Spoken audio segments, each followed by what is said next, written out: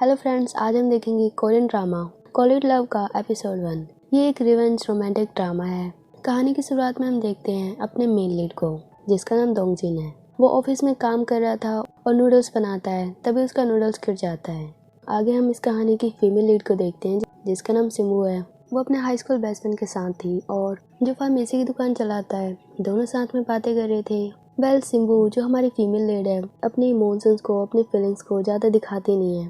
सब उसे एरोगेंट समझते हैं। वो अपने बेस्ट फ्रेंड से बात ही कर रही थी। हम देखते हैं कि दोंगजिन भी इसी रेस्टोरेंट में डिनर कर रहा है और वो बिल्कुल साइलेंट है। वैसे दोंगजिन जो है वो ज़्यादा फ्रेंड्स नहीं रखता। अपनी मन की बातें, अपनी फैमिली की बातें कभी किसी से शेयर नहीं करता है। अभी वो डिनर कर रहा था और वो साथ में सिम्बू की बातें भी नोटिस कर लेता है। सिम्बू अपने दोस्त से कहती है कि तुम्हें क्या लगता है कल बारिश होगी या नहीं होगी। उसका दोस्त वेदर रिपोर्ट में चेक करता है तो वो कहता है कि 90% चांस है कि कल धूप ही होगी, कल सन निकलेगा। तो सिम्बू शर्त लगाती है कि अगर कल बारिश हुई तो मैं कुछ अलग करने वाली हूँ, कुछ बुरा कर दूंगी जिसमें कोई भी मुझे गलत भी कह सकता है, पर मैं हार नहीं मानूंगी। यूजुन कहता है तुम तो मुझे डरा रही हो। अब दोंगजिन वहाँ से जाने लगता है। तभी रेस्टोरेंट की ओनर उसे कहती है कि तुम्हारा बिल इतना हुआ है। दोंगजिन बिल देखकर थोड़ा हैरान था क्योंकि उसने वाइन ऑर्डर नहीं किया था। तभी सिम्बू देखती है कि वाइन तो हमने ऑर्डर किया था और ओनर ने दोंगजिन को गलत समझ लिया। उन्होंने इसके बिल भी दोंगजिन के बिल में ऐड कर दिया है। अब ओनर को सब समझ आ जाता है। वो दोंगजिन से माफी मांगती है। दोंगजिन बिल पे करके वहाँ से चला जाता है। सिम्बू उसे देखकर थोड़ी हैरान थी। अब नेक्स्ट टाइम देखते हैं कि सन निकला हुआ था, दिन बहुत ही हरियाली भरा था। लग नहीं रहा था कि आज बारिश होगी। फिर भी सिम्बू अपने साथ अम्ब्रेला लेकर बाहर जाती है। वो जाने से पहले अपनी बड़ी बहन को जगा कर जाती है। उसकी बड़ी बहन कहती है कि कम से कम अलार्म को तो बजने दो, तुम मुझे पहले ही जगा देती हो। पर सिम्बू इसकी एक भी बात नहीं सुनती। वो उसे जगा कर ही रहती है। अब सिम्बू की बड़ी बहन जिसका नाम हेसुंग है, वो अपने छोटे भाई को ब्रेकफास्ट पे बुलाती है। जोर से पीछे बैक पे मारती है। छोटा भाई गुस्सा हो जाता है। वो उसकी पिक्चर्स लेने लगता है और कहता है मैं तुम्हारी रफ फोटोज तुम्हारे बॉयफ्रेंड को भेज दूंगा और फिर देखना वो तुमसे ब्रेकअप कर लेगा। अब हेसुंग अपने भाई से फोन छीन लेती है, उसे जोर से मारती है। दोनों साथ में ब्रेकफास्ट करते हैं, फिर से लड़ने लगते हैं। तभी हमारी नज़र एक फैमिली फोटो भी पड़ती है जिसमें हम 3 भाई बहनों को देखते हैं। एक सिम्बू, दूसरी हेसुंग और छोटा भाई कांगू और सिम्बू की मॉम। पर उन्होंने फादर के चेहरे को ब्लर कर रखा था, पर इसका कारण तो हमें आगे ही पता चलेगा। आगे हम सिम्बू को देखते हैं। वो फार्मेसी स्टोर पे थी। वो वहाँ जॉब करती है। अब हम दोंगजिन के पार्टनर को देखते हैं जो एक कंपनी के सीईओ से मिलने जाता है। उस कंपनी का सीईओ उनका कॉम्पिटिटर था। दोंगजिन का बिजनेस पार्टनर जिसका नाम जुनसुक था। जुनसुक के पास पैसे नहीं थे। वो फंड्स के बारे में और कुछ कंपनी के बारे में उनको बता रहा था, पर वो जो कॉम्पिटिटर था वो उन्हें बहुत झाड़ लगाता है और गुस्से में बोलने लगता है। यहाँ हमें पता चलता है कि दोंगजिन और जुनसुक दोनों पहले इनके अंडर काम करते थे, पर बाद में इन्होंने अपनी कंपनी स्टार्ट कर दी थी। इसीलिए इस कंपनी का सीईओ जिसका नाम सिन्वू है, ये इनसे नफरत करता है। उधर सिन्वू टैक्सी से कहीं जा रही थी। जुनजुन उसका दोस्त उसे कॉल करता है। उसे बोलता है कि तुम इस टाइम कहाँ पर चली गई। सिम्बू अपने दोस्त से कहती है कि शायद मैंने तुम्हें बता दिया था। अब वो कॉल काट देती है। हम देखते हैं कि सिम्बू रेडी हो चुकी है और मन में कहती है कि जैसे कि आज बारिश हो रही है, आज मैं एक बड़ी मुसीबत खड़ी करूंगी, मुझे आज कोई नहीं रोक सकता। अब वो जैसे ही अंदर जाती है, हम देखते हैं कि आज सिम्बू के डैड की फ्यूनरल सेरेमनी है। बहुत से लोग आए हुए हैं। तभी उसकी स्टेप मॉम उसे डांटने लगती है, उसे वहाँ से भगाने लगती है। सिम्बू भी चुप नहीं रहती। वो कहती है कि तुम मुझे भगा नहीं सकती हो, मेरे फादर की सेरेमनी है, मैं तो अटेंड करूंगी। वैसे भी 15 साल हो चुके हैं हमें मिले हुए। अब हम फ्लैशबैक में देखते हैं कि सिम्बू के डैड बहुत ही केयरिंग थे, उसे बहुत प्यार करते थे। पर अचानक हम देखते हैं कि सिम्बू के डैड का किसी से अफेयर था और एक दिन हिजा उनके घर पे आती है और दोनों, उसके डैड और हिजा, पैकिंग करते हैं, दूसरी जगह सेटल होने लगते हैं। सिम्बू की मॉम और सिम्बू दोनों ये सब देख रहे थे। दोनों बहुत ही हर्ट फील करते हैं और तब से ही सिम्बू अपने पिता से और हिजा से बहुत ही नफरत करती है, उनसे बदला लेना चाहती है। उस टाइम सिम्बू बहुत ही छोटी थी और आज वो बड़ी हो चुकी है। आज वो सोचती है कि मैं बदला लेकर रहूंगी। अब हम देखते हैं कि वो सारे गैस लंच कर रहे हैं। सिम्बू भी वहीं पर लंच कर रही थी, पर हिजा को ये सब देखा नहीं जाता। वो उसे बार बार भगाने लगती है। सिम्बू कहती है कि तुम कुछ भी कर लो, मैं यहाँ से नहीं जाऊंगी। सिम्बू बहुत ही ब्रेव गर्ल थी, वो किसी से डरती नहीं थी। अब हम दोंगजिन को देखते हैं। वो बैंक मैनेजर से मिलना चाहता था, उसे लोन की जरूरत थी, पर मैनेजर वहाँ पर नहीं था तो दोंगजिन वहाँ से जाने लगता है। पर जाने से पहले हम देखते हैं कि सिम्बू की सिस्टर बैंक में ही काम करती है।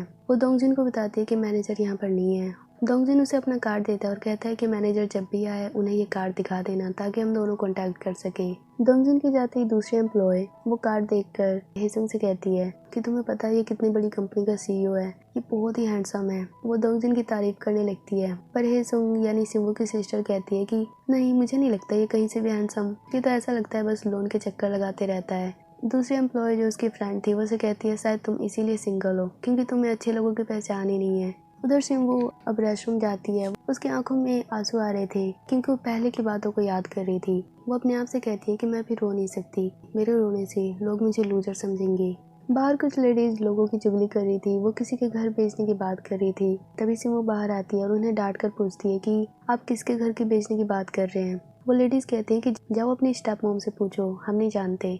अब सिंवू जल्दी से अपनी स्टेप मॉम के पास जाती है। वहाँ हमें पता चलता है कि सिंवू की जो स्टेप मॉम है जिनका नाम हिजा है, इन्होंने सिंवू के घर को बेच दिया है और अपने कब्जे में ले रखा है। सिंवू उन पर चिल्लाती है और कहती है कि आप मेरे घर को कैसे बेच सकते हो, मेरा घर आपके अंडर कैसे आ सकता है। हिजा कहती है कि तुम्हारे डैड मेरे साथ रहते थे, तुम्हारे डैड ने सब कुछ मेरे नाम कर रखा था। बहुत दुख की बात है कि तुम्हारे नाम पर कोई भी चीज नहीं है। अब सिंवू का घर बेचा जा रहा था, हिजा ने वो बेच दिया था। सिंवू बहुत ही हर्ट फील करती है, उस पर बहुत चिल्लाती है, पर हिजा भी कम नहीं थी। वो उसे धक्का मारकर सिंवू को बाहर निकाल देती है। सिंवू गेट पर आकर वहाँ जोर जोर से रोने लगती है।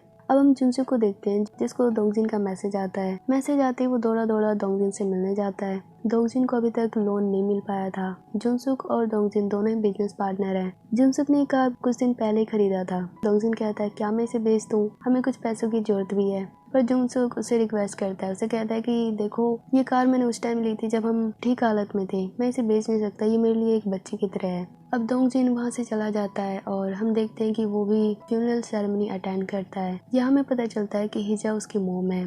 वैसे हिजा जो है वो एक नंबर की लालची औरत है। पैसों के चक्कर में उसने सिर्फ सिंवू के डैड से नहीं, उसने बहुत से लोगों से वेडिंग की थी। पर डोंगजिन जो है अपने मोम की तरह बिल्कुल भी नहीं है, ये बिल्कुल भी दिखावा नहीं करता, हमेशा साइलेंट रहता है। डोंगजिन बहुत कई सालों बाद अपनी मोम से मिलने आया था। उसकी मोम से बहुत बोलती है तुम मुझसे मिलने क्यों नहीं आते, पर डोंगजिन बिल्कुल साइलेंट था। वो अपनी मोम से बार बार दूर जा रहा था। डोंगजिन को पैसों की जरूरत थी, हिजा ये जान चुकी थी। वो उसके बैंक में पैसे ट्रांसफर कर देती है। डोंगजिन कहता है कि मोम आपको ये पैसे कहाँ से मिले। हिजा उसको कुछ नहीं बताती, बस कहती है कि बस इतना समझ लो कि मैंने चोरी नहीं की है। अब डोंगजिन को पैसों की जरूरत थी, वो उसे ले लेता है। हम देखते हैं कि सिंवू अभी भी डोर के पास थी, वो भी जोर जोर से रो रही थी। उसको ढूंढता हुआ यूनजुन भी वहाँ आ चुका था। उसे देख वो बहुत ही सैड फील करता है। सिंवू कहती है कि यूनजुन तुम्हें पता है मैं भी रोना नहीं चाहती, पर मैं अपने आप को कंट्रोल भी नहीं कर पा रही हूँ। सब सोचते होंगे कि मैं अपने डैड के लिए रो रही हूँ, पर मैं क्या करूँ। अब हम देखते हैं कि सिंवू की उसके ब्रदर सिस्टर सब पैकिंग कर रहे हैं। वे अब दूसरी जगह शिफ्ट हो रहे हैं क्योंकि हिजा ने इस घर को बेच दिया है।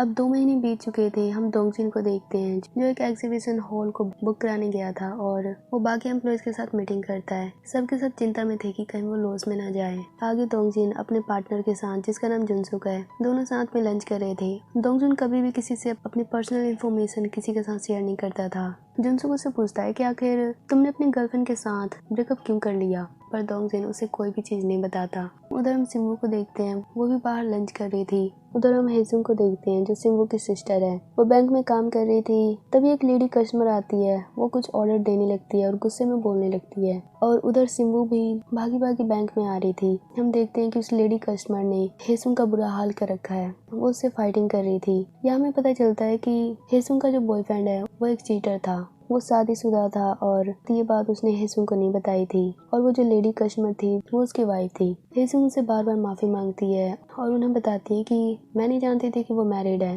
लेडी कस्टमर उसे बार बार उल्टा सीधा बोलते जा रही थी। तभी सिंवू भी अपनी बहन की तरफ से उनसे माफी मांगती है और इनडायरेक्टली तरीके से उनसे कहती है कि अब आपने जो कर लिया, इसके बाद आप कुछ नहीं कर सकते। सिंवू इनडायरेक्टली लेडी कस्टमर को डरा देती है कि वो ज्यादा करने की कोशिश ना करे क्योंकि सिंवू भी कम नहीं है। हेजुंग भी बहुत ही हर्ट फील कर रही थी क्योंकि उसके बॉयफ्रेंड ने उसको चीट किया। सिंवू उसके बॉयफ्रेंड की और उसके साथ की फोटोज फेंकने लगती है, पर हेजुंग उसे रोकने लगती है। पर सिंवू उसे डांटती है और कहती है कि अगर रिलेशनशिप में रहना ही है, बॉयफ्रेंड बनाना ही है, तो एक अच्छा बॉयफ्रेंड ढूंढो, ऐसे नहीं कि राह चलते किसी भी इंसान को पकड़ लोगी। अब सिंवू वहाँ से चली जाती है और कहती है कि मैं फार्मेसी स्टोर से क्विट कर चुकी हूँ, मैं दूसरी जगह काम करती हूँ। हम देखते हैं कि सिंवू ग्रोसरी की शॉपिंग कर रही है और उसे एक मैसेज आता है कि ये ऑर्डर भी लेना है, पर सिंवू वो चीज नहीं खरीदती है। अब सिंवू शॉपिंग करके लिफ्ट से जाने लगती है। वहीं दोंगजिन और उसका बिजनेस पार्टनर भी था। दोंगजिन उसकी हेल्प करने लगता है और जुनसुक कहता है कि क्या तुम दोनों एक दूसरे को जानते हो। दोंगजिन कोई रिप्लाई नहीं देता तो जुनसुक सिंवू से पूछता है कि क्या तुम दोनों एक दूसरे को जानते हो। सिंवू कहती है ऑफ कोर्स, बहुत अच्छी तरीके से। जुनसुक कहता है कैसे। फिर सिंवू कहती है कि अभी दोंगजिन ने मेरी हेल्प करी तो इसका मतलब हम दोनों एक दूसरे को जानते हैं। जुनसुक सिंवू से बहुत सारे क्वेश्चन करता है पर सिंवू जो है उसको हमेशा उल्टा जवाब देती है और इंसल्ट करते हुए बाहर चली जाती है। अब सिंवू और दोंगजिन सब ऑफिस में आ चुके थे। यहाँ हमें पता चलता है कि सिंवू जो है दोंगजिन की कंपनी में अब काम करती है। उसके बिहेव के कारण जुनसुक बिल्कुल शॉक था। वो दोंगजिन से कहता है कि ये कैसी एम्प्लॉय है, हर किसी को अकड़ कर जवाब देती है। आज तो पता ही नहीं चला कि मेरी इंसल्ट कर रही थी या मजाक बना रही थी। पर दोंगजिन कहता है चिंता मत करो, ये सिर्फ कुछ ही दिनों के लिए है। वो अब सिंवू किचन में थी और सारे सामान को लगा रही थी। तभी एक एम्प्लॉय आती है। वो कहती है कि तुम मेरी चीज नहीं लाई जो मैंने मैसेज करके कहा था। सिंवू कहती है कि देखो तुमने रिस्पेक्ट के साथ मैसेज नहीं किया था। अगर तुम ऐसे मैसेज करोगी तो मुझे लगेगा कि तुम मुझे ऑर्डर दे रही हो, जो कि मुझे बहुत ही बेकार लगता है। वो एम्प्लॉय इस बात से बहुत गुस्सा होती है। सिंवू वहाँ से चली जाती है। उसको कोई फर्क नहीं पड़ता कि लोग उसके बारे में क्या बात करते हैं। सारे एम्प्लॉय अब सिंवू से परेशान थे, उसे पसंद नहीं करते थे। पर सिंवू बहुत ही हार्ड वर्किंग थी और इसीलिए वो अब तक इस कंपनी में टिकी थी। सिंवू कुछ ही दिनों के लिए इस कंपनी में है और एक पार्ट टाइमर है जो सबकी हेल्प करती है। उधर हम हेसुंग को देखते हैं जो ब्रेकअप के कारण गम में डूबी हुई थी। वो बस रोए जा रही थी और गाना गाती जा रही थी। उसके साथ सिंवू का दोस्त यूनजुन भी था, वो उसको संभाल रहा था। पर हेसुंग उसे बहुत ही इरिटेट कर रही थी। यूनजुन सिंवू को कॉल करता है ताकि उसकी सिस्टर की हालत उसे बता सके, पर सिंवू जानबूझकर उसका कॉल नहीं उठाती है। हम देखते हैं कि अब छुट्टी का टाइम हो चुका था। दोंगजिन अब घर जा रहा था। रास्ते में वो एक रेस्टोरेंट में रुकता है। हम देखते हैं कि सिंवू उसका पीछा कर रही थी, उसे देखे जा रही थी। अब हम फ्लैशबैक में देखते हैं कि कल सिंवू अपनी बुआ से मिलने गई थी। उसकी बुआ उसे बताती है कि तुम्हारे डैड ने तुम्हारी मॉम को चीट किया, हिजा से दूसरी वेडिंग कर ली और तुम्हें पता है तुम बच्चों के नाम तुम्हारे डैड ने कुछ भी नहीं छोड़ा। हिजा ने तुम्हारे घर को भी अब बेच दिया है और उन पैसों को अपने बेटे के बिजनेस में लगा दिया है। सिंवू ये सुनकर बहुत ही अंदर गुस्से में थी। वो वहाँ से जाने लगती है पर उसकी बुआ उसे एक बिजनेस कार्ड देती है और कहती है कि ये उसके बेटे का कार्ड है, यानी दोंगजिन का कार्ड है। वैसे ये अपने मॉम से बिल्कुल अपोजिट है। तुम दोंगजिन से कुछ पैसे मांग सकती हो, मुझे लगता है ये तुम्हारी हेल्प कर सकता है। प्रेजेंट में सिंवू ये बातें याद कर रही थी और मन में कहती है कि मैं तुम्हें छोड़ूंगी नहीं, तुम और तुम्हारी मॉम दोनों एक जैसे हो। हमारे घर को बेचकर हमारी फैमिली को बर्बाद करके अपना बिजनेस चला रहे हो। अब दोंगजिन अपने घर जा रहा था। वो अपने अपार्टमेंट में पहुंच चुका था। हम देखते हैं कि सिंवू अभी भी उसका पीछा कर रही थी। वो अपार्टमेंट के मेल को चेक करने लगती है। ऐसा लग रहा था कि वो किसी के मेल को ढूंढ रही है। तभी वहाँ दोंगजिन आता है और कहता है कि क्या तुम मेरे अपार्टमेंट के मेल को ढूंढ रही हो। दोंगजिन उसे अपने अपार्टमेंट का नंबर बता देता है। अब दोंगजिन सिंवू से कुछ पूछने वाला था और सिंवू और दोंगजिन दोनों एक दूसरे को देखे जा रहे थे। अब आगे क्या होगा नेक्स्ट पार्ट में देखेंगे।